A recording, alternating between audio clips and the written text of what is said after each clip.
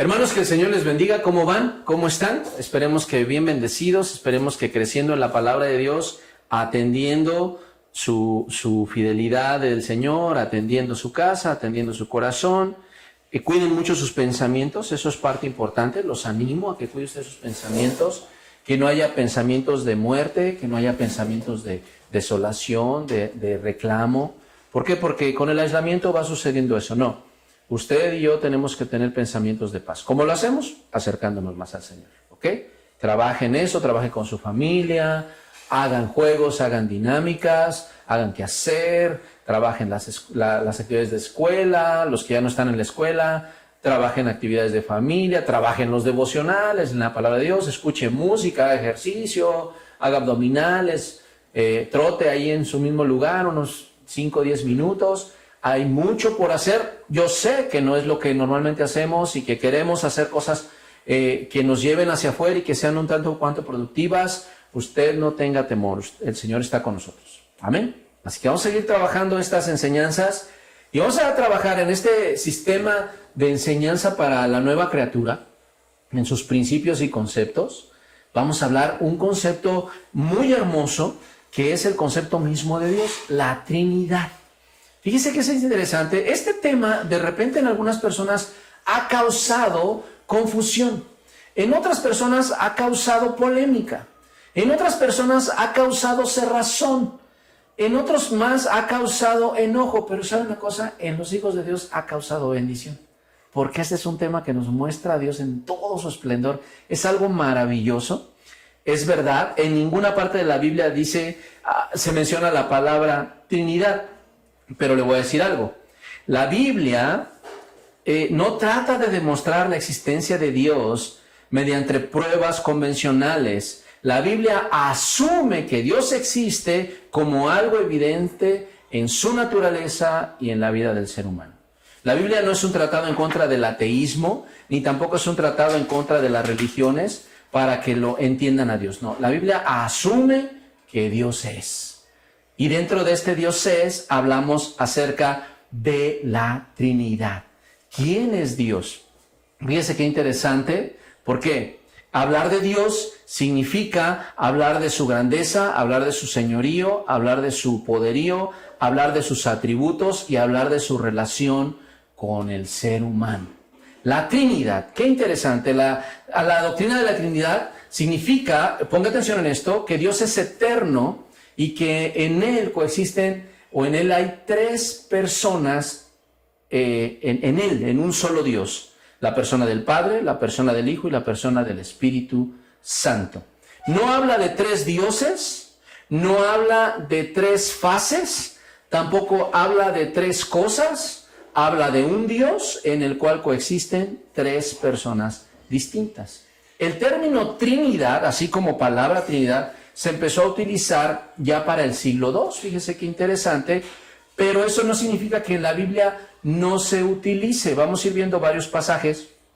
¿Por qué? Porque en la Biblia vemos la Trinidad obrando en diferentes estratos de la palabra de Dios. Primero vamos a Juan capítulo 10, versículo 30, por favor, si me acompaña a Juan capítulo 10, versículo 30. Tan importante, tan necesario que usted y yo comprendamos esta muestra de Dios para nuestra vida y quién es Él, cómo se conforma a Él y cómo se muestra Él para nosotros. Ahora, yo quiero decirle algo. La Trinidad no es un concepto humano. La Trinidad usted puede poner ejemplos de Él, pero no lo va a entender completamente porque no es la esencia ni de algo creado, es Dios mismo. El problema del ser humano es que buscamos que Dios sea como nosotros lo conceptualizamos, pero Dios es Él. Nosotros debemos ir comprendiéndolo a Él, entendiéndolo a Él, conocerlo a Él y vivir para Él. Eso es muy importante. Así que usted puede encontrar el ejemplo del agua, del huevo, del trébol, lo que usted quiera. Pero el concepto de Trinidad, el principio de Trinidad es mucho más grande. Vea lo que dice Juan 10:30. Yo y el Padre uno somos. ¿Quién está hablando ahí? El Señor Jesús. Y aquí vamos a entrar en entendimiento. Por eso es que nosotros creemos en la Trinidad. Porque si decimos que no existiera, entonces estamos diciendo que Jesús, y C.S. Lewis lo dice de esa manera, o era un loco, escúcheme bien, era un lunático que no sabía, o era el más grande de los mentirosos. Entonces, usted y yo sabemos que Jesús ni era un loco, ni era un mentiroso. Él es Dios, Él es el Verbo encarnado, y Él lo dice, yo y el Padre, uno somos. ¿Vamos de acuerdo? Ahora vamos a Corintios 6:8, primera de Corintios 6:8, por favor, para poder comprender más esta bendición que es la Trinidad. Para nosotros, de verdad que es una alegría el que podamos tenerlo cerca, el que podamos comprenderlo, el que podamos vivirlo, ¿no? En nuestra vida. No, nosotros, creo que estoy mal en esa cita, me parece que sí. Perdónenme, pero vamos a otra, no se preocupen. Vamos a Segunda de Corintios 13:14. Segunda de Corintios 13:14, por favor. Vamos a Segunda de Corintios 13:14. Pues ya saben ustedes, también esto siempre nos hace malas jugadas, ¿no? Pero dice el 13:14 de Segunda de Corintios: la gracia del Señor Jesucristo, el amor de Dios y la comunión del Espíritu Santo sea con todos vosotros. Amén.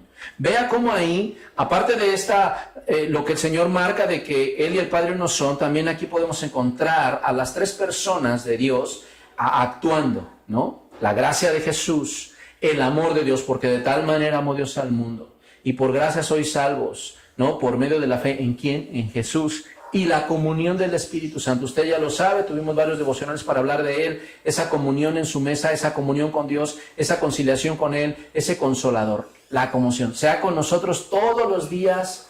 Amén. Por eso es que incluso cuando se termina un culto, se hace esta bendición. Entonces usted cuando reciba esta bendición, usted puede ore o levante sus manos o diga: Señor, eres tú, Dios mío, sobre mi vida. Amén. Por eso le digo, es algo hermoso para nosotros. Vamos a ver otro pasaje también en Mateo, por favor, capítulo 3, versículo 16 y 17. Vamos a Mateo, capítulo 3, versículo 3 y 17, 16 y 17, capítulo 3, 16 y 17. Aquí es hermoso la muestra de las tres personas. El Señor Jesús va al Jordán, habla con Juan el Bautista y Juan no lo quiere bautizar. Usted ya sabe, yo creo, esa historia, y si no, léala y más atrasito todo el contexto. Pero dice en el versículo 16: y Jesús, después que fue bautizado, subió luego del agua. Estaba siendo bautizado, acuérdese.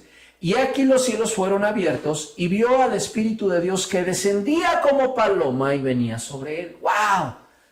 Jesús subiendo de su bautizo, el Espíritu Santo como una paloma. ¿Cómo? No es que el Espíritu Santo sea una paloma, sino tomando esta forma para ser visible. Versículo 17: y una voz de los cielos que decía: este es mi Hijo amado en quien tengo complacencia. ¡Wow! ¿Usted se imagina? Jesús, el Espíritu y el Padre hablando acerca del Hijo amado en quien tiene complacencia. ¿Ok?